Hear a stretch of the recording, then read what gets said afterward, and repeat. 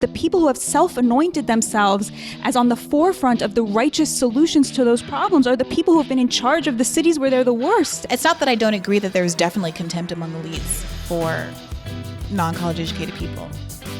I would also like to point out that although there's a kind of working class cosplay that happens on the right, that contempt is still there. At least they don't sneer at their values while abandoning them economically, and that's because they share their values because, working class Americans of all races, as we said, tend to be more socially conservative. So it's a less heavy lift. Again, I will say that they behave as though they do the performance of sharing their values. Okay, but let me ask you something. Does it matter if Trump was sincere or not? Regardless of how you want to frame the world for your children or whatever, and what kind of anxiety level you want them to have, it is of course true.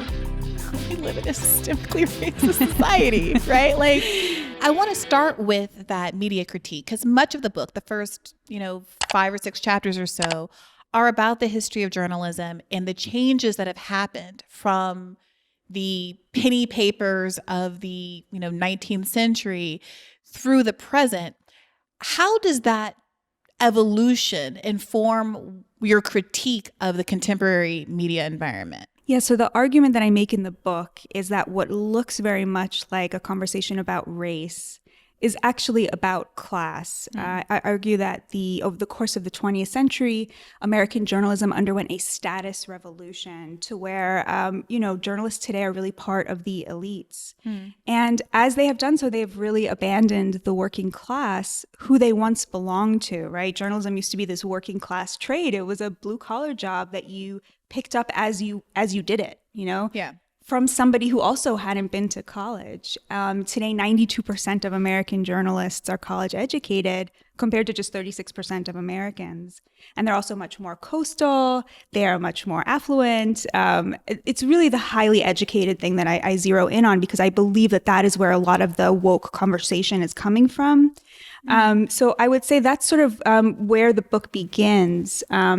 And I think that the class chasm in America is something that I think that, obviously, this from working with Bernie, it's so important and it's so undiscussed and unexplored. So, yeah.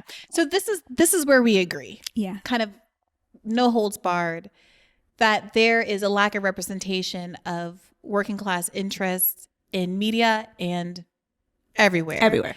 That the priorities of average voters are rarely reflected in what they see when they turn on the TV or open the paper. And that there's an enormous amount, actually, of agreement among Americans about what they want out of their political representatives, right, in terms of policy.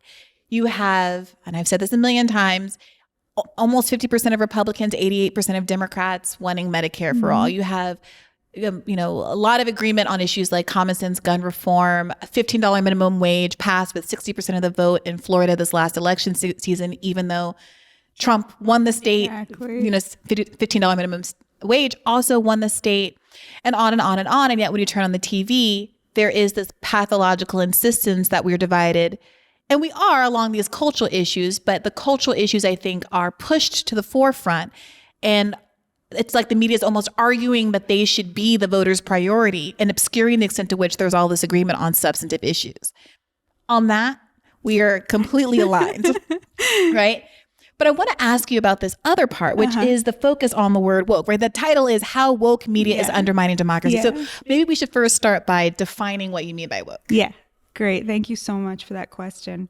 So, when I use the word woke, I'm not talking about things like mass incarceration or police brutality or education reform. These are not woke issues, even though stay woke started as Black slang to refer to the ways in which, the state sponsors racism. Right. Yeah. So, yes, I am definitely guilty of culturally appropriating that word along with sort of the mainstream culture today. This is the natural kind of slippage that happens with lingo. It's frustrating definitely to people who used it in a more organic and I think grounded way. But now it's become almost a way to glibly gesture to a kind of, I'd argue, kind of performative progressivism, a performative way to signal that you're down with prevailing liberal norms. And some of that, I think, is a sincere commitment to liberal ideals, like things like, police reform or whatever it is. But I think some of it, and the part that perhaps you're objecting to the most, is this aspect that seems like there's a cultural pressure to say you embrace every aspect of a certain kind of agenda, or else the social censure is perhaps out of step with what the majority of Americans actually think at any given moment. I think so. Yeah. I what I would say is, okay, let's take mass incarceration, right? There is no longer a partisan political divide over that, right? Like President Trump released 5,000 Black men from prison, and Republican states have been at the forefront of prisoner releases for the last decade. They've gone much further than Democrats. Now, I know, right. I think we're going to agree about that as well. The ways in which the Democrats have abandoned what we would consider to be, Yes. And also I think there's different motives there, which don't necessarily matter, right? But I think that there's always been a kind of libertarian streak. And Christian, and from a Christian point of view. Sure. But mass incarceration isn't bad because it's like people who oppose mass incarceration don't have to do it for our values for it to be good. Sure, absolutely. It. So basically what I'm trying to say is like, or like Senator Tim Scott's police reform bill. Okay, fine. Yes, we want it to, it didn't go far enough. He didn't get rid of qualified immunity, but that police reform bill. Neither did Biden. So far. Exactly. Was very much supported by his Republican colleagues. So I guess what I'm trying to say is like the way that Black slang used to refer to stay woke, like there is huge consensus, like you started with, across political parties about the importance of recognizing state-sponsored racism. So that's not what I'm opposing. I think, when Trump passed the First Step Act, he wasn't being woke, he was being a good American. So I would say like what I'm talking about is specifically what sociologists have called the Great Awakening, to refer specifically to what happens when white liberals surpass Black and Latino Americans in the extremity of their views on race. So specifically like the Pew study that came out last week that found that just 6% of Americans identify as progressives and just 6% of Black Americans identify as progressives. And the views that these progressives have that are ostensibly on behalf of the Black community are just not reflected in that community at all. For example, the idea that American institutions are so deeply racist that they have to be raised and built up from the bottom up. So here we are. So a thing that you just said was that, even among Republicans, there's a recognition of, and I've forgotten the exact word to use, but the importance of recognizing state-sponsored racism. Now, when I hear something like state-sponsored racism, I hear a structural critique. Mm-hmm. And I also know that if I say the word structural, then that sets off a lot of alarm bells to a lot of Republicans who absolutely will not embrace that.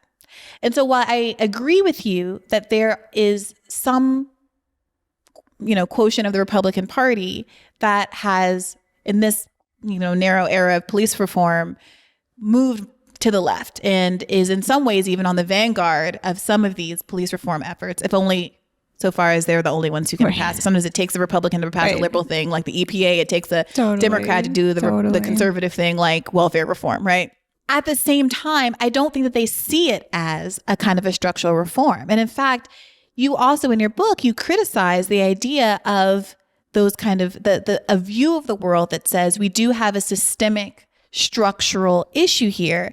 And at one point in the book, you even define woke as critical race theory, and then offer a critique of critical race theory. So help me understand what it is about CRT that you take issue with. Okay, I will do that. I also part of me wants to just say like, if the only thing we're not going to agree on is a word like systemic, to me, that's already winning. And I think part of the problem with the left is we get hung up on like, Republicans like, oh, but you don't like this word that I'm insisting on calling the thing you're advocating for.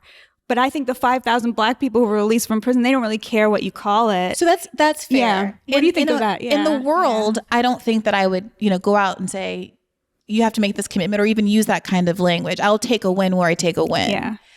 But if we're two people who see ourselves as being on the left, it is curious to me that another person who sees, identifies as a leftist, or however you identify it, I'm sorry, I don't mean to put words in your mouth, would have such a robust critique of critical race theory. So that's just as a theory? I'm totally happy to tell you why I do. I think it's because I'm a populist. And as a populist, I feel like an allergy to the kinds of specialized language that is very much used by a certain elite culture on the left to really deplatform and silence working class Americans who actually agree with them. So I think that's really my critique of critical race theory is the way it uses power. I think it uses power, the concept of power in a regressive way, in a way that sort of that bars a multiracial coalition from forming around material issues rather than creating one. And I think the Jacobin study, for example, that just came out is really good evidence for this, that like there's ways in which you can use language to suggest that a lot of people who agree with you, who are uneducated, are not in the club. And I think that for me is, the idea of using, concepts like of creating a binary that is very correlated with race, that ascribes power to one side and privilege to the other, that is going to, when you look at who is committing deaths of despair, the idea that we're telling those people that they're on the side of privilege, like the downwardly mobile working class. That's not what critical race theory is, right? Well, I mean, in a way, it just takes this kind of Marxist framework. And I hate saying that, because to me, the problem with critical race theory is like the absence of Marxism, right? The insufficiency of Marxism in it. This is an important point. But, yeah. Because you also take issue in the book with intersectionality. Yes. And I have never really heard anyone on the left, really, even if you have a critique of the way that CRT has affected kind of high-level discourse in the country, I've never really heard many people take an issue with intersectionality. So let me pose my critique to you, and you'll tell me why I'm wrong. Maybe. Okay, yeah. I find it morally repulsive to suggest that the ways in which we have abandoned the descendants of slaves in this country, that somehow whatever struggles a billionaire like Caitlyn Jenner might be facing, that those are connected. I just find that morally repulsive. Like it just seems to me like such we have abandoned one community over and over. And again, it gets back to critical race theory. But like I don't know that I quite understand the relationship between that and intersectionality. What it felt like for me when I was reading this is that perhaps we have a different understanding of what intersectionality means. And I don't lay any claim to being, an expert about the subject. But my understanding is sometimes intersectionality gets weaponized as hierarchies of oppression. That is absolutely true. Sometimes people, I think, take the concept that there are many different identities that we all have. I'm Black, I'm a woman, I'm in my mid-30s, I'm from New York, I am wearing jeans. Like, there's many things about me. I'm a lawyer. Like, there's many different things about me that affect my perspective on the world, just like every single person in the world. And all intersectionality says is that even though we're both women, we might have different experiences because of all the other things that that have made us who we are today. And so I'm a Black woman. You're a Jewish woman. Like, I don't know where you're from. Where are you from? Are you from? I was from New York. I'm from Boston. You're from Boston. I'm from New York. Like, we had different experiences. Yeah. And that is going to inform our politics and our views. And so the people who came up with intersectionality, they were Black, many of them queer, lesbian feminists in the 70s who were observing the ways in which their priorities in the feminist movement and the women's movement were different from white feminists, and simply flagging that being a woman in and of itself wasn't quite enough to get to the nuances of what they were advocating for in their own independent political project. And to me, that isn't about saying my needs are more or better or worse or need to be prioritized over yours, but just acknowledging that there isn't a one-size-fits-all solution for all women or for all Black people. And in fact, intersectionality, if done properly, would take into account class. And that the problem with a lot of the racial discourse today is that it's insufficiently intersectional insofar as that it omits class from the analysis. Okay, you've made it sound very, very reasonable. But so the original essay by Kimberly Crenshaw, I think just materially doesn't bear out. Nigerian women, for example, in America, out-earn white men at this point. So do a lot of, so at a material level. But that's to me, that's.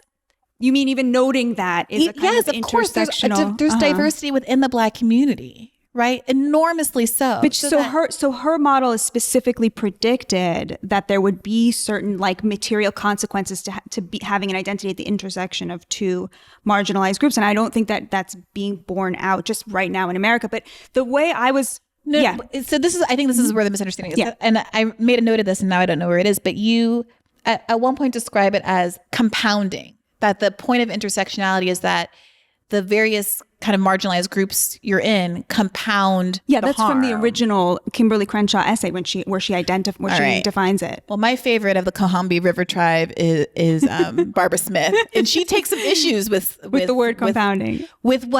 With Kimberly Crenshaw and her politics. Right. So the definition there's that sort of definition. There's also the way it's used frequently by activists, and the way that I've heard it used over and over by activists is the idea that there's a tree of white supremacy and that it has different branches, and the branches are transphobia, Islamophobia, anti-Black racism. Right. So that's exactly what I'm trying to say is like, I feel like we have specific communities that we have abandoned again and again, and that so much of the race discourse today is an erasure of that. Like it's just if you have a quota for people of color on your board, you can satisfy that with a very, very wealthy immigrant. This we're entirely on the same page. So I wonder if at the end of this we are only going to be left with arguments of definition, which is going to be it's not just definition though, right? Okay, because I think that you tell me. And tell me if I'm wrong, but I feel like you have an actual substantive objection to a worldview that perceives race and racism, race hierarchy, as a core foundational aspect of the founding of this country. No, I would never. How can anyone object to that? Well, I mean, there was this argument that we had this conversation with Andrew Sullivan recently that says, people like Nicole Hannah-Jones, who you're critical of in the book in the 1619 Project. I'm very praiseworthy of Nicole Hannah-Jones in the book. I think what the project became, as I write in the book, her essay had crucial errors, but it was extremely poignant and moving the way that she writes about. But the crucial error that you point to, and the thing that people object to, and I know that many historians have objected to this too, and I have my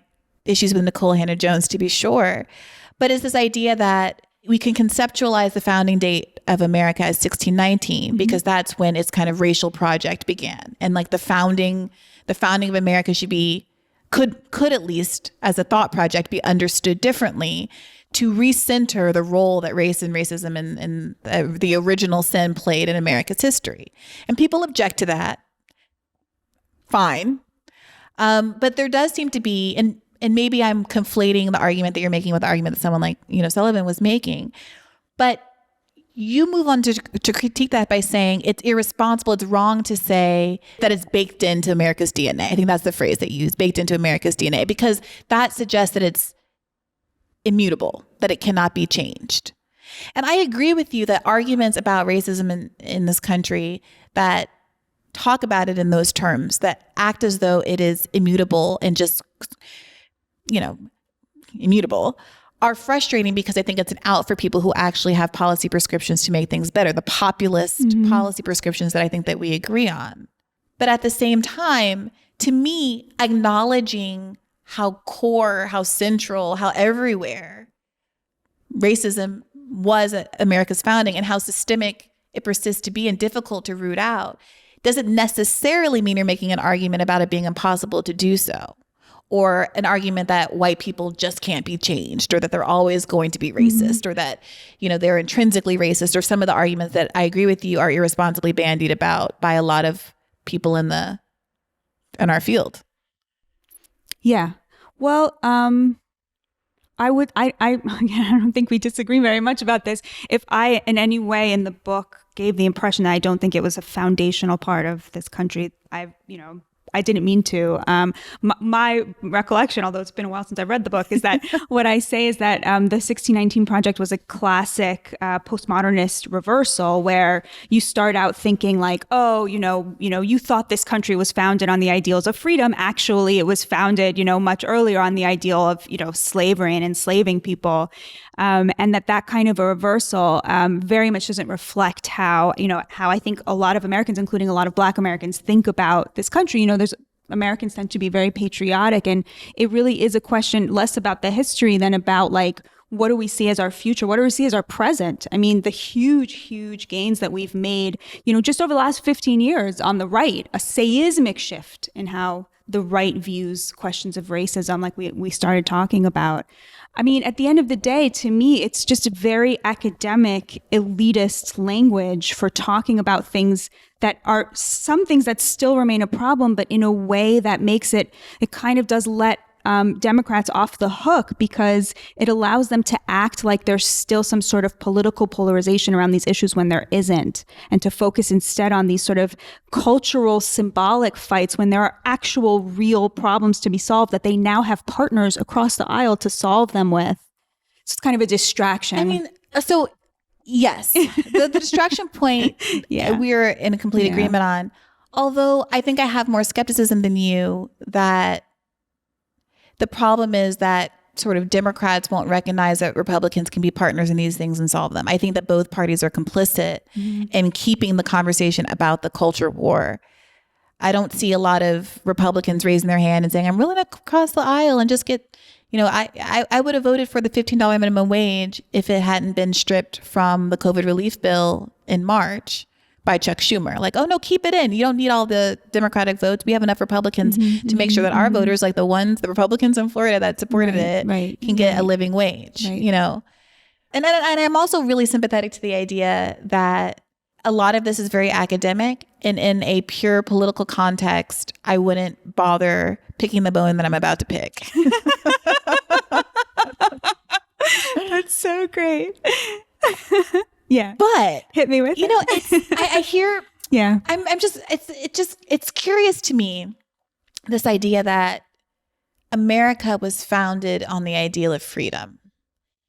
As you're right that many Black Americans are quite patriotic. Nikole Hannah-Jones's opening essay is about her father's patriotism and hanging this flag on the front of his house. And, Memorial Day was a holiday that was founded because Black people were burying Union soldiers. I mean, like, there are all of these moments. Black people are enormously proud of these things. Michelle Obama talking about her ancestors built the White House.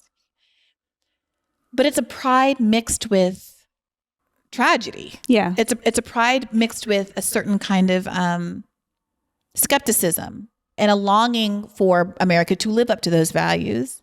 And that longing comes from an awareness that it has not lived up to those values. So the idea that, America was founded in freedom, or one of the ideals of freedom, like, I know what the papers say, right? I guess for me, it's not really a question of whether it's founded on freedom or not. I don't know that I would say unequivocally that it was founded on freedom. I agree with you. That's like a weird thing to, we are all thankfully very aware of the problematic nature of are we? I think we are. Yeah. I can tell you, as somebody who watches Fox News all day long, I've never once seen a segment on critical race theory that didn't start with everybody acknowledging, like, of course, we don't want our children not to learn about slavery and segregation, which, just to bring this to Virginia for a minute, I think that the critical race theory debate there is, it's not really about whether America was founded on freedom or not. It's about whether you have the right to be proud of being American. And I think that what you saw in Virginia was a lot of very highly educated, elite educated Democrats coming to working class parents and saying to them, you are not educated enough to oppose critical race theory. You don't know what it is. This is a Harvard law thing. You don't know what it is. And so you don't have a right to object to it. But what they were objecting to was the sense that their children were being taught that they don't have a right to be proud of being American, which is very much baked into critical race theory. Okay. So the right to be proud to be an American, I would argue, has no relationship to critical race theory. I mean, critical race theory, it is a Harvard legal scholarship tradition, right? It literally comes out of Harvard Law School, critical legal studies. And it has been inserted into this cultural moment, not because academics like busted down the door of somebody's fifth grade classroom, right? Cornel West didn't go like cartwheeling into somebody's elementary school auditorium and say, we're doing critical race theory now. It was this conservative, Christopher Rufo, who decided propagandistically, he's very open about what he was doing, to create a new boogeyman for kind of a culture war, like very intentionally so. And he knew that it was going to be opaque. He knew that it was going to be difficult to understand, but he needed a word, a catch-all for some of the anxieties that were felt by some segment of America, some legitimate anxieties about school closures and kids not getting the education they want, and some other, I would argue, perhaps racially tinged anxieties about declining status, et cetera. Can I ask you something? You don't think that there's any, like, okay, for example, all the studies that came out with, the evidence that came out that children are being divided into affinity groups, that doesn't bother you, like, at a moral level at all? You don't think there's any legitimate claim to oppose that? Now we're back in this thing. It's like, but that isn't critical race theory, and I don't need it. I don't know. But is that, are you opposed to that, or can you accept that there's a legitimate way to oppose that and not be racist? Okay, so the idea of an affinity group, is, we had these in like the law firm, right? And these things, a lot of the stuff comes out of a kind of corporate work context, which is why I would argue that's actually ill-suited for these school contexts. And it's also designed not to actually like minimize racism or bring everyone together. It's protection for the companies in case they get liability. Sued. Right. It's liability protection. So, I arrived at the law firm and I'm immediately, as the only Black person in my class, put in charge of the African American Affinity Group, which basically means that I have to decide what we do during Black History Month. And I also ended up in charge of the Asian American Affinity Group. But and it was a drain on my time. I wasn't billing hours. I wasn't getting any kind of reward for it. There were a lot of pitfalls for me because if I did something I really wanted to do that was kind of radical, like I ended up inviting this author who had written this book about the bamboo ceiling, which, limits for Asian Americans in law firms, to come and speak. And everyone was a little rattled and shocked by it because she was calling out, but I thought she was great, But, there's, I'm setting myself up for professional risk. I mean, there's no upside. Right. But, people have these affinity groups ostensibly with the idea that you create, spaces for people who are not represented among the management class at your institution to have their concerns heard and feelings met to the extent that they have concerns that are based on their identity. Which do exist at law firms. I definitely did feel as a woman, for instance, that there were certain opportunities that are not available to me because of the culture of going out after work late, et cetera, that was uncomfortable for older men and younger women at the firm. Interesting. Okay. So it's not that there's not necessarily a need or a place or a purpose, but I do think that sometimes these things are poorly administered. Oftentimes because even well-meaning people, well-meaning liberals don't have the best understanding of what racism is or how to talk about it in a way that doesn't make, non-majority kids feel otherized, et cetera. So of course there's overreaches. But the reason that I guess I keep pushing back with the CRT thing, and I, again, politically would let it go and just pivot because this is like a morass that there's no getting out of. But I think there's something else going on with CRT and the social attack on it, the broader attack on it, which is that it's an attack on the idea of understanding the problems in the world as systemic. And it's a way to get us back into a frame of mind where we think of racism as the guy with the Klan hood, instead of all of the more pernicious ways that racism manifests today. So you talk in the book about how there's been an increase in the extent to which the newspapers are covering racism, even though racism is not increasing. On the next page, you talk about the growth of white supremacy groups, the fact that they are more organized than they've been in the past, in a way that seems to me to be evidence of the fact that, and at least in some ways, racism is increasing.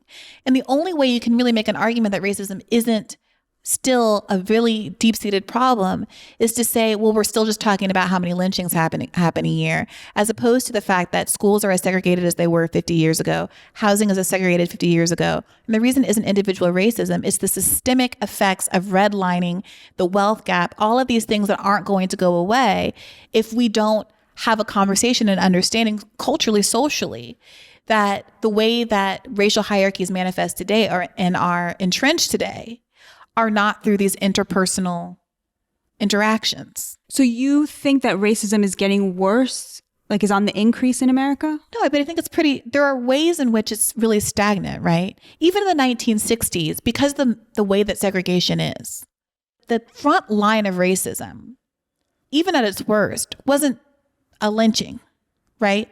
The largest points of contact for racism is people not being able to live in good housing, not being able to send their kids to get a quality education, and underfunded segregated schools, not being able to earn a living wage, the fact that domestic workers were shut out of a living wage and they were disproportionately Black, not being able to take advantage of the GI Bill. All of these things have consequences that haven't gone away. I totally agree with that. But, running 500 op-eds calling for defunding the police when 81% of Black Americans oppose that, that's not how you solve those issues. Well, we can talk about defund. That's why I want to bring up, that's what I mean by wokeness. Like, wokeness is not addressing intergenerational poverty among 30% of the descendants of slaves in America, which is a moral crisis that I totally agree with you, we have not yet solved.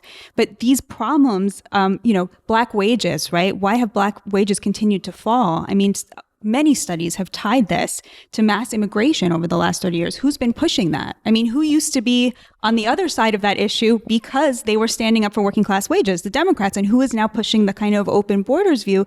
The Democrats. So so the idea that somehow it's the argument I'm just trying to, I totally agree with you about what the problems are, but the people who have self-anointed themselves as on the forefront of the righteous solutions to those problems are the people who have been in charge of the cities where they're the worst. And so I know you agree with that. I agree with that aspect of it. But here's the thing, like, for example, you bring up the open borders point. At various times in the book, you talk about ICE and people like AOC who have, pushed the slogan, abolish ICE, and conflated wanting to abolish ICE with open borders. And I take your point that even someone like Bernie Sanders, because of his kind of, I don't want to call it protectionist, but like his protectionist American good, first, Brianna. I don't know, America first is also like deeply stigmatized. I pitched an article once, like in 2017, that the liberals shouldn't let conservatives own America first, and I got shut down. I think it was at Rolling Stone. My editor was like, "You're trying to get me fired." I mean, Trump did a lot of stuff that Bernie was pushing for in 2015. I hear what you're saying, but the argument that I want to Bernie wanted to, that the Black Americans are kind of the first line of being hurt by growing immigration, like that is something that people don't want to talk about. We have an immigration episode I've been trying to put together forever to get people to come on and talk about this, but no one really wants to touch it with Denise a 10-foot. Long, she will talk about it, and she's brilliant. Okay, yeah. I will make a note. I will make a note. But it is also, I think, what I will be agreeing with you up to a point, and then you'll say something like, conflating abolish ICE with open borders, and it's like, do you think that we had open borders before George Bush and ICE was even founded? ICE is a relatively new program, and it takes it to a place where I understand that there are some overreaches. I even think that AOC has some overreaches that I wouldn't agree with, but I also don't think it is productive for people on the left to be embracing that kind of maximalist charge of OMG, AOC wants open borders. When no one in any real political context, no elected official in America, as far as I know, advocates open borders. Okay, so 2 points. About AOC specifically, she has tweeted that the history of citizenship in America is bound up with racism. I know, you wrote about it, and it is true. But that's a way of essentially saying that the idea of having a difference between a citizen and a non-citizen is racist. No. What AOC is pointing to is things like the Chinese Exclusion Act and the fact that our immigration policies for years have preferential deference on white European immigrants over people from so-called shithole countries. She's a politician, and she tweeted that in response to I don't remember what it was, something at the border. So it's how does this gonna hit? Like, I think this is why Bernie struggled with Black voters. Like, how does this academic language hit? I would argue that Bernie didn't struggle with Black voters. But Bernie didn't do as well as Joe Biden, but he did better than everybody else. That is true. And was the only person who was in double digits with Black voters. Totally. And I think the reason Bernie ultimately didn't get more Black voters is because the number one priority of Black voters was beating Trump, and he didn't beat that drum hard enough. Black voters' number one stated priority in 2020 was getting rid of Trump. All voters were, but Black voters were very much on that train. And Bernie refused to hit those punches. He refused to say Joe Biden is going to struggle to beat Trump, that Joe Biden has the same vulnerabilities that Hillary Clinton does. He went on stage in that last debate and said, no, Joe Biden will do well. Joe Biden will be a good president. Joe Biden's a good guy. I mean, so you don't think that the fact that, for example, 70% of Black Americans say that they're either moderate or conservative would have put them at odds with the sort of the vision of progressivism and revolution that seems to suggest something at odds with even conservative social values? Or so, I mean, this is an important point I think to tease out in the book. I think it is true that most people, not just Black people, are more conservative, absolutely, than the elite classes that do journalism and do every highly educated thing, everything that requires a higher education. But there is a difference between social conservatism and kind of like economic conservatism. And when you write about how in the 19th century in these penny papers, the original, like these very early, very popular penny papers that revolutionized the industry and said, oh my gosh, there's a market among working people for news that actually pertains to them. And if I write about working class issues, if I print the full union demand, whatever it was in the paper, if I, write about crime, the crime that's going on in their neighborhoods, then I can actually sell enough papers at enough volume at a cheap price. Yeah. And this is actually a business model for me. This actually works. And then you argue that over time, eventually people realize that with a different advertising model, if you could attract high-end advertisers, then you didn't have to appeal to the masses. In fact, you didn't want to, because you wanted to advertise that there was a narrower tranche of elite readers. And then you can get your Tiffany's and your, your Chloe bag and your Glenfiddich liquor or whatever advertising in your magazine. And you don't, you don't need to appeal to the masses. You don't want to appeal to the masses. And then you start writing articles that appeal to the people who want those luxury goods. Okay. You describe that as a pivot from an appeal to kind of like a more conservative working class base to a more liberal affluent base. But at the same time, it's magazines like The Economist. There are a lot of high-end conservative magazines as well.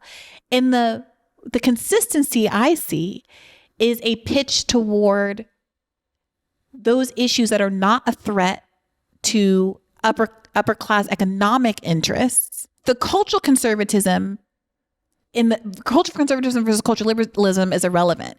What the cultural liberalism does is hide the economic conservatism at papers like the New York Times.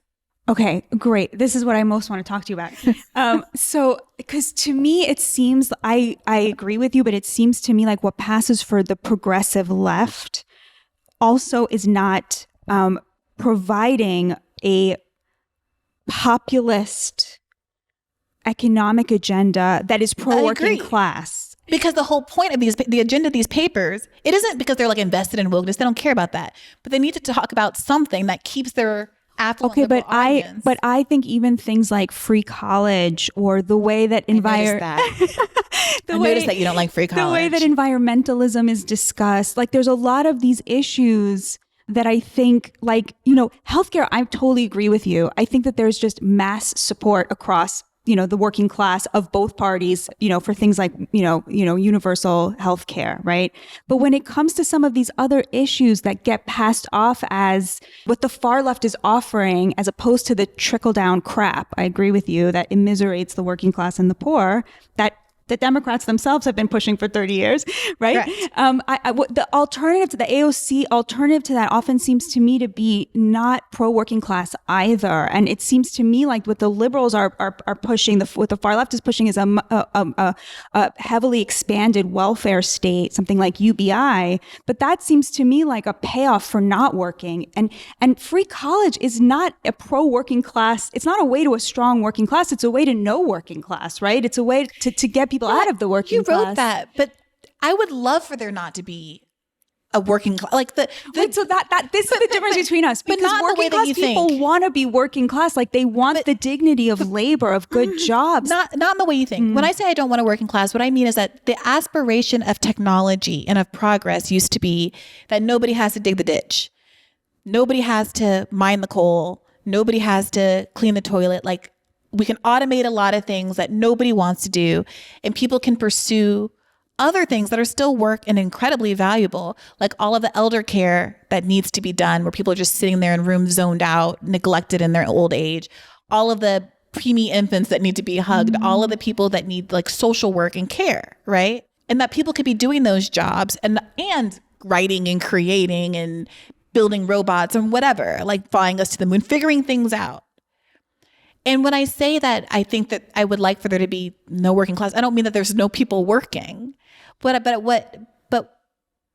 aspirationally, we should be able to get to the point where we shift the kind of like the borderlines of what human beings are actually required to do, so that no one has to do the grunt work. So to me, that view, and please forgive me for saying this, but it seems to me like it's very insulting, because the idea is that no one could possibly get dignity from a job like... No, it's not about dignity. We should have dignity for people's work, no matter what they do, and we should demonstrate that by actually paying them living wages. So that, I think that is the key for a lot of working class people. The problem with their job is not that it's labor intensive or that it's manual or that it's repetitive, which is what we would, to us, it's very hard to imagine that being satisfying. That's not the problem. The problem is that they don't get a living wage. And I think the idea that we want to get all those people out of those jobs and into college where they'll become like podcasters and philosophy professors, like there's something about that that's very insulting and very, to me, speaks to the real divide, which is that it's very hard for highly educated liberals to imagine that it's satisfying for somebody to be a janitor, and that they would not have a complaint if they were paid a living wage that allowed them to feed their families with dignity and made them feel like an active part of this society, of building up this great nation. Look, maybe it's my elitism that makes me feel like there's not a human being on the world that would prefer not to work with human feces for a living. But I think that it's fair to say that there's some things that people would prefer not to do. And the argument for free college isn't that everyone has to go to college, but that everyone should have the opportunity. And right now we have a tiered system where the people who get to go to college and get to have a lot more in terms of their upward mobility as a consequence are people who have the means to do so.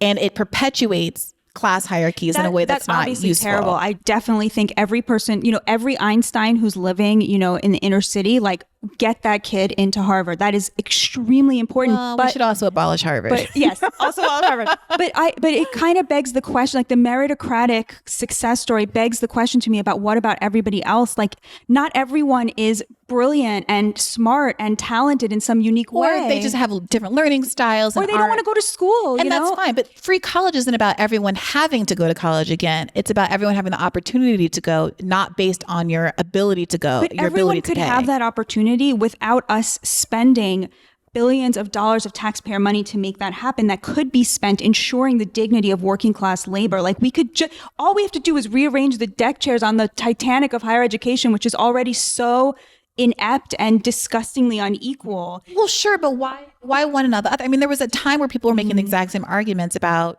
free public primary school.